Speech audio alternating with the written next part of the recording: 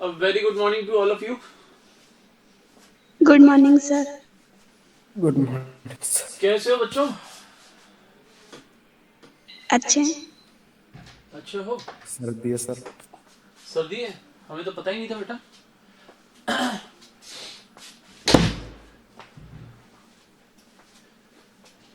तो आप लोगों को तो घर बैठ के पढ़ना बेटा, कहाँ दिक्कत है?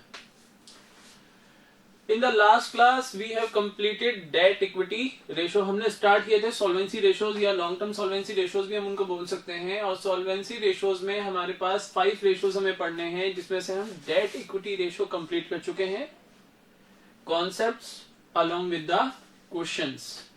Now today we will study the next 4 ratios which are included in our syllabus under the head solvency ratios. First हम पढ़ते हैं debt to capital employed ratio. Debt to capital employed ratio. ध्यान रखना, आपने पार्टनरशिप अकाउंट्स में भी capital employed पढ़ा था ना? यस और नो? यस। जब हम वैल्यूएशन ऑफ गुडविल कर रहे थे और हमने सुपर प्रॉफिट मेथड पढ़ा था, और कौन सा मेथड पढ़ा था?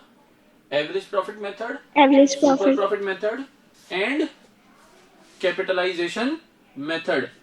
तो under the super profit method मैंने आपको कैपिटल एम्प्लॉयड के फॉर्मूलाज बताए थे, असेट साइड अप्रोच के अकॉर्डिंग और लायबिलिटी साइड अप्रोच के अकॉर्डिंग।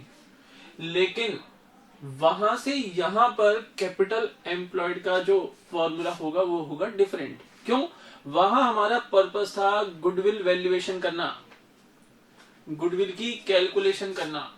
यहां पर कैपिटल एम्प्लॉयड किस पर्पस से हम कैलकुलेट कर रहे हैं? हमें निकालना है debt to capital employed ratio. तो यहां पर कैपिटल एम्प्लॉयड कैलकुलेट करने का पर्पस ये नहीं है कि हमें जॉइंट स्टॉक कंपनी की गुडविल का वैल्यूएशन करना है। देखो बच्चों, एक बिजनेस के अंदर जो मेनली पैसा लगाता है, प्रोप्राइटरशिप बिजनेस में तो या पार्टनरशिप बिजनेस में तो मेनली कैपिटल कौन लगाता है? प्रोप्राइटर लगाएगा या पार्टनर्स लगाएंगे? अब partners over the long period of time अपनी फर्म के लिए जो हार्डवर्क करेंगे, जो ऑनेस्टली काम करेंगे, कस्टमर्स को बेटर सर्विसेज देंगे, अच्छी क्वालिटी के प्रोडक्ट्स प्रोवाइड कराएंगे, बेटर आफ्टर सेल सर्विसेज देंगे, तो फर्म की गुडविल एनहांस होगी। और गुडविल के बनने से after the creation of goodwill benefit किसको मिलेगा? पार्टनर्स को मिलेगा।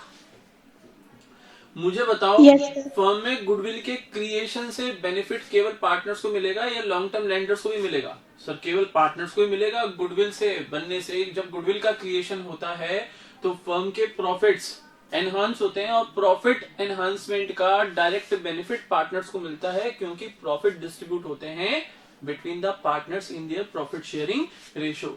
इसलिए वहां पर हमने कैपिटल एम्प्लॉयड कैलकुलेट करते समय असेट साइड अप्रोच से जब हमने कैपिटल एम्प्लॉयड कैलकुलेट की तो हमारा फॉर्मूला था टोटल असेट्स यानी fix assets plus current assets minus fictitious assets minus current liability and minus non current liabilities. यही पढ़ा था ना बच्चों? Yes sir.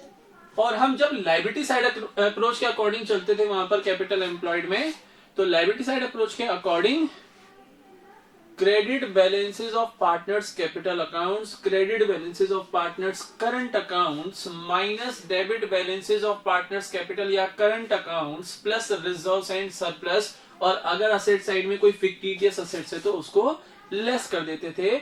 इसके अलावा क्योंकि हम गुडविल पर्पज से कैपिटल एम्प्लॉयड कैलकुलेट करते थे, तो अगर फर्म की बुक्स में कोई गुडविल ऑलरेडी एग्जिस्ट करती है तो उस वैल्यू ऑफ गुडविल को भी हम लेस करते थे। यस और नो?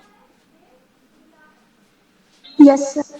लेकिन यहां पर कैपिटल एम्प्लॉयड, क्योंकि देखो debt to capital employed ratio निकाल रहे हैं हम, तो फॉर्मूला तो अभी बता दूंगा, सिंपल सा फॉर्मूला है, ठीक है ना? फॉर्मूला तो आपको लर्न करना ही है। लेकिन पहले कैपिटल एम्प्लॉयड समझ लो। यहां पर भी कैपिटल एम्प्लॉयड आप दोनों अप्रोच के अकॉर्डिंग निकालोगे।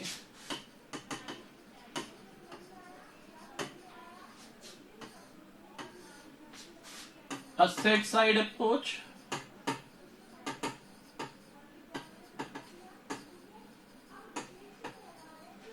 And liability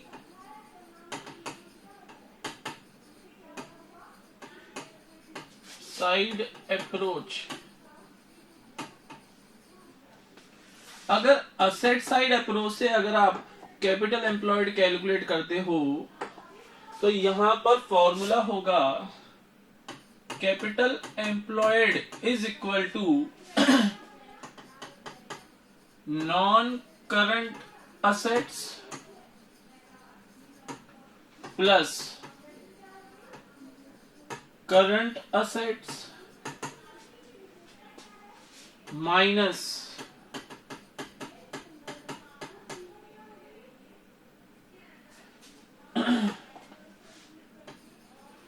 fictitious assets. अगर कोई फिक्टिटियस असेट्स है, debit balance of profit and loss account है, या कोई डेफर्ड रेवेन्यू नेचर के एक्सपेंडिचर हैं, तो उनको माइनस करोगे। Minus current liabilities, minus current liabilities. लेकिन ध्यान रखना non current liabilities will not be deducted.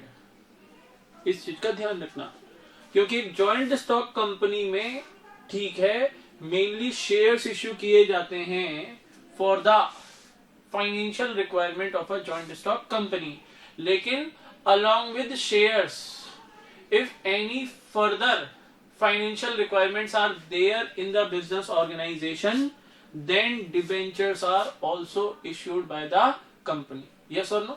पढ़ा हुआ है आप लोगों ने? Yes sir. तो कैपिटल एम्प्लॉयड है क्या कि ऑर्गेनाइजेशन के बिजनेस को रन करने के लिए पैसा कहां से जनरेट करके बिजनेस में लगाया गया है, तो भाई internal resources as well as external resources. Internal resources तो क्या होते हैं, over a long period of time joint stock company ने जो प्रॉफिट्स जनरेट किए, जो प्रॉफिट अर्न किए, उन प्रॉफिट्स को एक्यूमुलेट करके बिजनेस में फ्लो बैक कर दिया, यानी वापस बिजनेस में ही लगा दिया बिजनेस के एनहांसमेंट के लिए, एक्सपेंशन के लिए, उसको बोलते हैं internal resources of financing. Internal financing बोलते हैं उसको। और एक्सटर्नल फाइनेंसिंग शेयर्स इश्यू कर लो, डिबेंचर्स इश्यू कर लो, ठीक है ना, वो होगी एक्सटर्नल फाइनेंसिंग। तो करंट लायबिलिटीज लेस करोगे। ध्यान रखना non current liabilities will be the part of capital employed. अगर लायबिलिटी साइड अप्रोच के अकॉर्डिंग चलें तो capital employed is equal to share holders funds plus non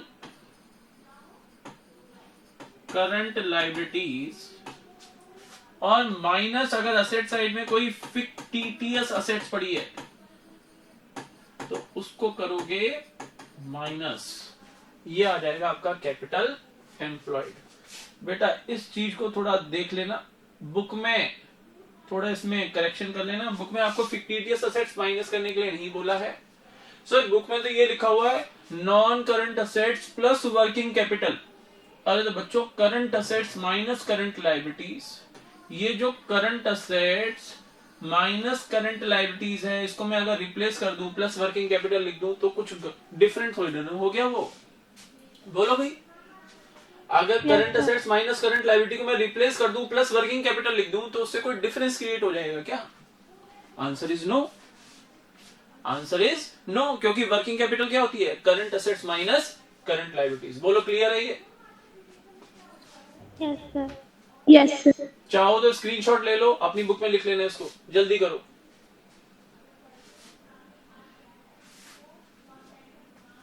done? Done.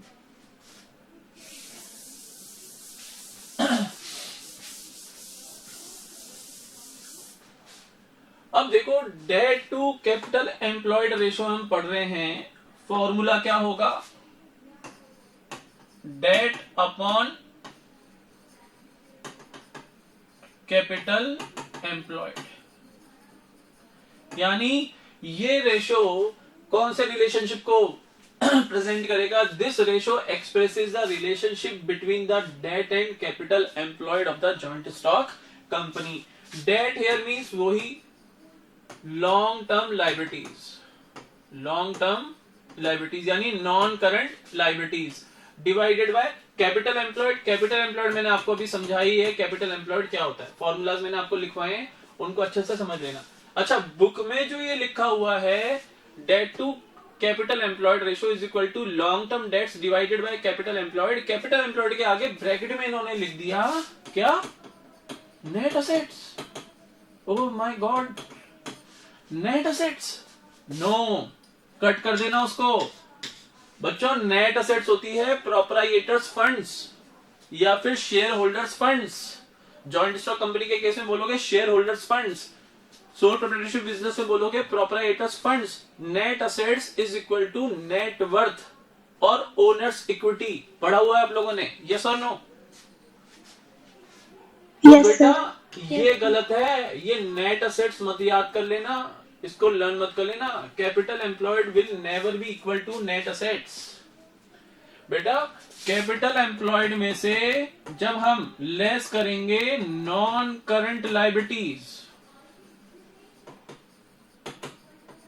तब आएगा तुम्हारा net assets, then you will get net assets. तो capital employed is never equal to net assets. Clear? अब Yes, ये sir. Ratio भी जैसे आपने date equity ratio पढ़ा था, सेम उसी टाइप का रिलेशनशिप ये शो करता है। वहां पे हमने पढ़ा था debt equity ratio expresses the relationship between debt and equity. Equity means share holders funds, और यहां पर शेयर होल्डर्स फंड्स के साथ हमने नॉन करंट लायबिलिटीज को और इंक्लूड करके हमने बोल दिया debt to capital employed ratio. इस रेशो के अगर हम बारे में बात करें तो this ratio also tells us about the long term solvency position of a joint stock company. Higher the ratio, अगर रेशो हायर होगा तो long term solvency position of the company will be क्या? Weak. And lower the ratio better it is.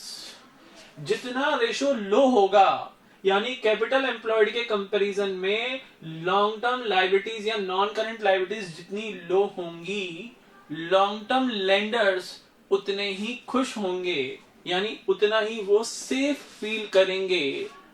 क्यों?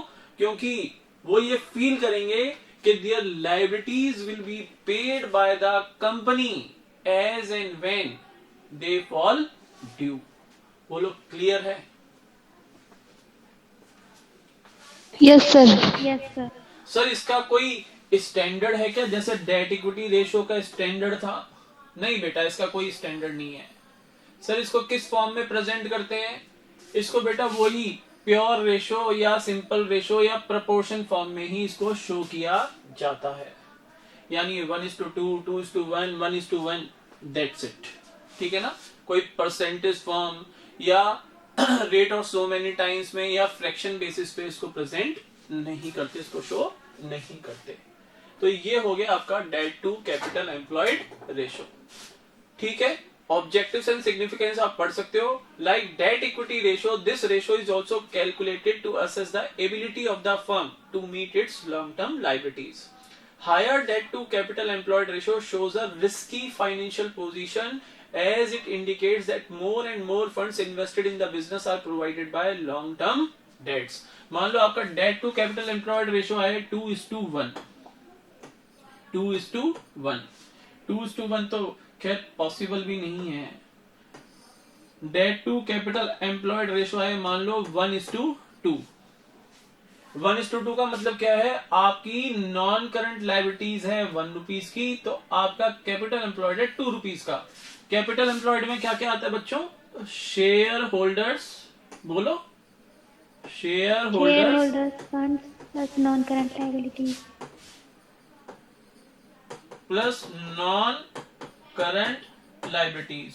तो बेटा non current liabilities 1 rupees की हैं, तो 1 रुपीज की है, यानी इक्विटी है आपकी 1 रुपीज की। इसका मतलब है कि बिजनेस में जो कैपिटल एम्प्लॉयड है उसका 50% तो लॉन्ग टर्म लेंडर्स प्रोवाइड करा रहे हैं, और रिमेनिंग 50% कौन प्रोवाइड करा रहा है? ओनर्स। शेयर होल्डर्स फंड्स के थ्रू आ रहा है। मान लो इक्विटी शेयर होल्डर्स के थ्रू आ रहा है तो ओनर्स प्रोवाइड कर रहे हैं। अगर उसमें प्रेफरेंस शेयर होल्डर्स भी शामिल हैं, प्रेफरेंस शेयर्स भी शामिल है मान लो आपके शेयर होल्डर्स फंड्स में, तो मैं कहूंगा वो इक्विटी के थ्रू आ रहा है। तो भाई लॉन्ग टर्म लेंडर्स यहां पर सेफ फील नहीं करेंगे। वो कहेंगे कि भाई अगर इन द फ्यूचर कंपनी का बिजनेस वीक हो गया, किसी ईयर में कंपनी को एक्स्ट्रा ऑर्डिनरी लॉसेस हो गए हैवी, तो भाई हमें प्रॉब्लम हो जाएगी कि हमारे जो डेट्स हैं, हमारी जो लाइबिलिटीज हैं, उनका टाइमली पेमेंट हो पाएगा या नहीं हो पाएगा। इसलिए कहा जा रहा है कि lower the ratio the better it is. अगर हायर होगा, if the ratio is higher then long term lenders, जो लॉन्ग टर्म लेंडर्स हैं वो खुद को अनसेफ फील करेंगे। आई होप क्लियर हो गया होगा ratio. Yes sir. Yes sir. Next ratio है आपका total assets to debt ratio. आज पहले हम सारे रेशोज के बारे में डिटेल में पढ़ेंगे, उसके बाद फिर इसके रिमेनिंग क्वेश्चंस करके सॉल्वेंसी रेशोज हम खत्म करेंगे नेक्स्ट क्लास के अंदर। तो नेक्स्ट रेशो है सॉल्वेंसी में ratio number 3, total assets to debt ratio.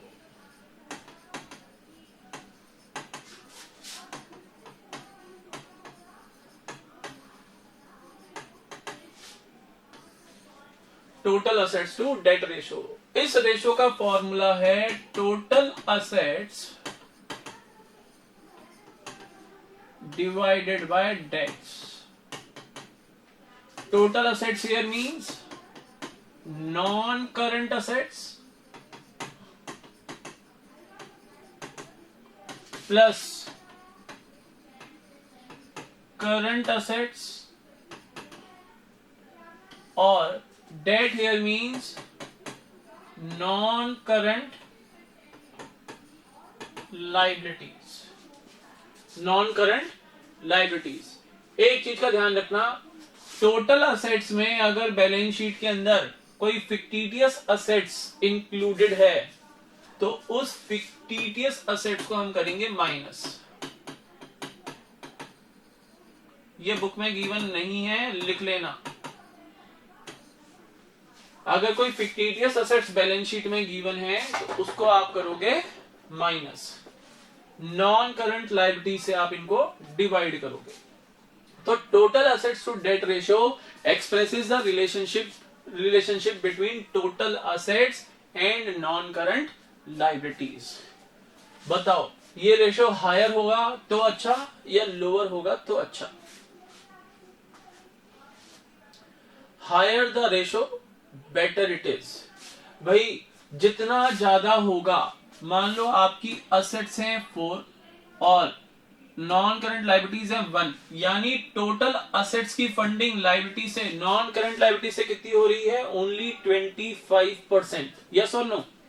भाई आपकी टोटल असेट्स 4 रुपीज की हैं और नॉन करंट लायबिलिटीज 1 रुपीज की हैं, यानी out of the total assets only 25% are funded from non-current liabilities। तो रिमेनिंग कहां से हो रही होंगी? इक्विटी से। यस और नो? Yes sir. तो Yes sir. जितना ये रेशियो हायर होगा उतना ही बेटर होगा for the joint stock company from the long term solvency position point of view. बोलो clear? Yes sir. Yes sir.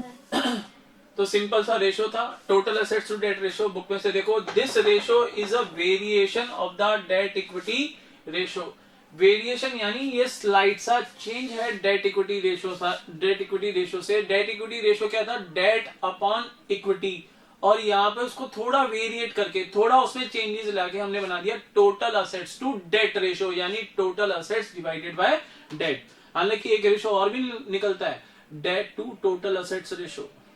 वहां पे फॉर्मूला क्या हो जाता है, डेट अपॉन टोटल असेट्स। तो अगर debt to total assets ratio निकालने के लिए आपको बोला जा रहा है, तो वहां पे मैं क्या कहूंगा, debt to total assets lower अच्छा या हाई अच्छा? लोअर अच्छा। लोअर अच्छा। चीजों को आप पिक करना स्टार्ट कर चुके हो।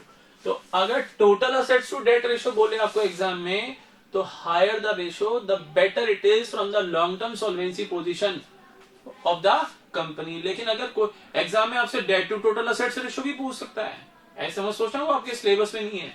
इसका रिवर्स फॉर्मूला हो जाएगा, डेट टू टोटल असेट्स में क्या हो जाएगा, डेट्स अपॉन टोटल असेट्स। तो उसमें क्या हो जाएगा, लोअर द बेटर। क्लियर ना? Yes, sir. So this ratio is a variation of the debt equity ratio and gives the same indication as the debt equity ratio. In this ratio, total assets are expressed in relation to long term debts. It is calculated as under formula आपको बताया हुआ है, जो मैंने board पे लिखा हुआ है। सर इसका कोई स्टैंडर्ड? नो, कोई स्टैंडर्ड नहीं है, कोई स्टैंडर्ड नहीं है। सर किस फॉर्म में प्रेजेंट करेंगे, प्योर रेशियो या सिंपल रेशियो या प्रोपोर्शन फॉर्म में। क्लियर ना? अब टोटल असेट्स के बारे में आपको बता रखा है कि नॉन करंट असेट्स में कौन कौन सी असेट्स को आप कंसीडर करोगे, तो टेंजिबल असेट्स, इनटेंजिबल असेट्स, ठीक है। उसके अलावा non current investments and long term loans and advances. आपसे कैपिटल वर्क इन प्रोग्रेस नहीं पूछा जाएगा और आपसे इनटेंजिबल असेट्स अंडर डेवलपमेंट नहीं पूछा जाएगा, क्योंकि वो प्रैक्टिकल क्वेश्चंस पे पूछे नहीं जाते। इसके अलावा डेफर्ड टैक्स असेट्स वो भी नहीं पूछा जाएगा, और अदर नॉन करंट असेट्स वो भी इनमें शामिल नहीं होते, क्योंकि वो आपके प्रैक्टिकल क्वेश्चंस में नहीं आएंगे। प्लस करंट असेट्स, ठीक है। Yes. ध्यान रखना है यहाँ पे फिक्टिशियस असेट्स लेस नहीं की हुई हैं, वो ध्यान रखना, मैंने लिखवा दिया आप लोगों को। और debt is equal to long term borrowings plus long term provisions. Objectives and significance देख लो।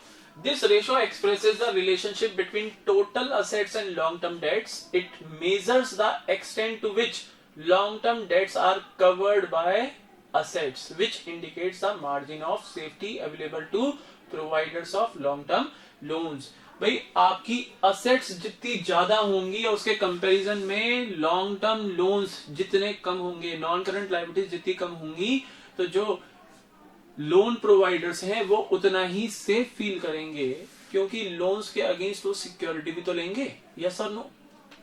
अरे भाई कोई कंपनी को लोन प्रोवाइड करेगा तो वो सिक्योरिटी के बिना थोड़ी ना लोन प्रोवाइड कर देगा। तो जितनी ज्यादा कंपनी की एसेट्स होंगी, लॉन्ग टर्म लेंडर्स उतना ही सेफ फील करेंगे, क्योंकि अगर कंपनी लिक्विडेट होती है, अगर कंपनी लिक्विडेट होती है, अगर कंपनी का वाइंडिंग अप होता है, यानी कंपनी का बिजनेस आप क्लोज डाउन करने जा रहे हो, तो after realising all the assets, first of all outside liabilities will be paid out. Yes और नो? उसके बाद ही तो शेयर होल्डर्स को पेमेंट होगा। तो लॉन्ग टर्म लेंडर्स उतना ही सेफ फील करेंगे अगर आपका total assets to debt ratio higher होगा, ठीक है ना? Yes, sir. A higher total assets to debt ratio implies the use of lower debts in financing the assets, which means a larger safety margin for lenders. On the other hand, low ratio represents risky financial position, as it implies the use of higher debts in financing the assets of the business. Financing मतलब assets को purchase करने में जो long term debts हैं उनको ज्यादा use किया गया है बजाय ओनर्स इक्विटी के। आई होप क्लियर होगा ये। बोलो बच्चों, क्लियर है ना? Yes, sir. Yes, sir. Next है आपका पेज नंबर 14.34 के ऊपर proprietary ratio.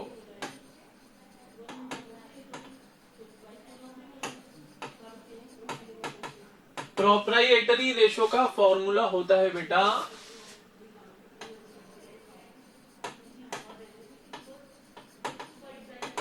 Share holders funds,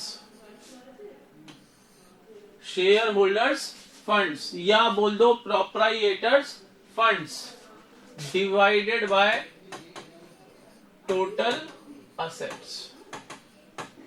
share holders funds बोल दो, इक्विटी बोल दो, नेट असेट्स बोल दो, नेट वर्थ बोल दो, प्रोप्राइएटर्स फंड्स बोल दो, सब एक ही बातें हैं। तो proprietary ratio is equal to share holders funds divided by total assets. Total assets का फॉर्मूला यहां पर वही होगा जैसे अभी मैंने आपको total assets to debt ratio में बताया था। Total assets means non current assets plus current assets minus fictitious assets. और शेयर होल्डर्स फंड्स के बारे में आप सब जानते हो, क्या बताने की जरूरत है? शेयर होल्डर्स फंड्स में क्या आएगा? Share capital plus reserves and surplus. Clear? Yes, sir.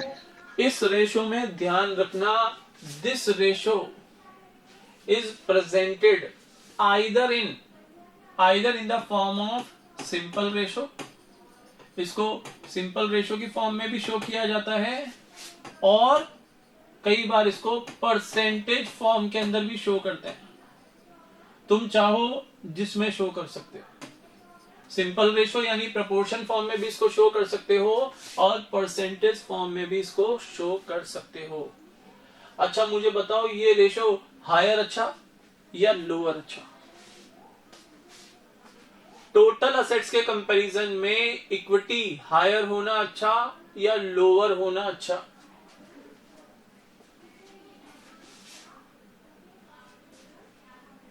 Higher the better. Total assets जितनी ज्यादा फंडेड होंगी through equity, long term lenders उतना ही सेफ फील करेंगे। बेटा आप कैलकुलेट क्या कर रहे हो? सॉल्वेंसी रेशियोज कैलकुलेट कर रहे हो ना। और solvency here means the ability of a joint stock company to make the payment of its long term liabilities. तो लॉन्ग टर्म लेंडर्स कब खुद को सेफ फील करेंगे, कब वो हैप्पी रहेंगे, किस पोजीशन से वो हैप्पी रहेंगे? जब वो देखेंगे कि उनकी लायबिलिटीज का पेमेंट करने के लिए कंपनी के पास सफिशिएंट फंड्स होंगे लॉन्ग टर्म बेसिस पे या नहीं होंगे। तो अगर कंपनी में जो फंडिंग हो रही है वो इक्विटी के थ्रू ज्यादा हो रही है और लॉन्ग टर्म लोन्स के थ्रू कम हो रही है, तो long term lenders safe feel करेंगे? यस और no? Yes, sir.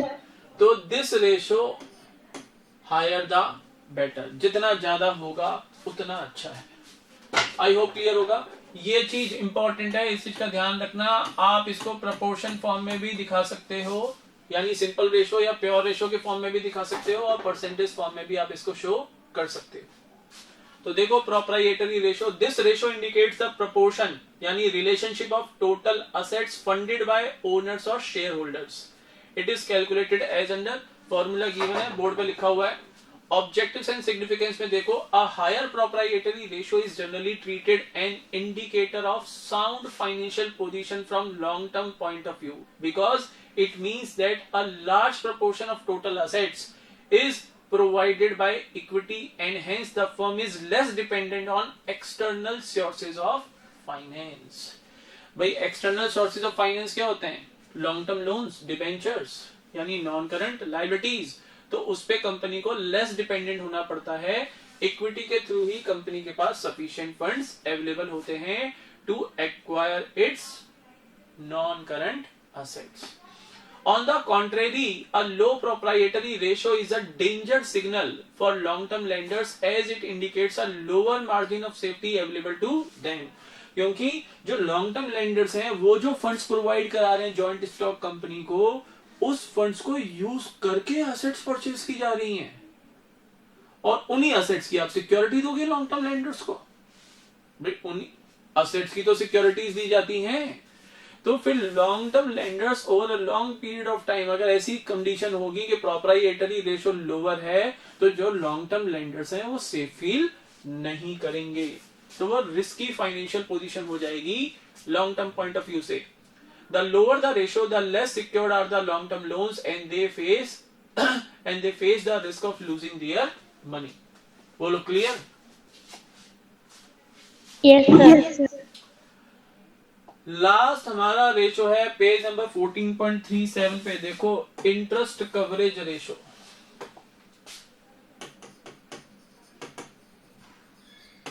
Interest coverage ratio और इसको एक नाम से और जाना जाता है, इसको हम डेट सर्विस रेशो भी बोलते हैं, debt service ratio, interest coverage ratio या डेट सर्विस रेशो। फॉर्मूला क्या होगा इसका? Formula for interest coverage ratio या डेट सर्विस रेशो है profit before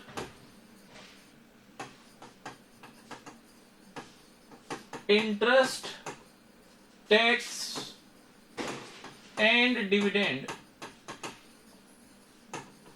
profit before interest, tax and dividend divided by fixed interest charges.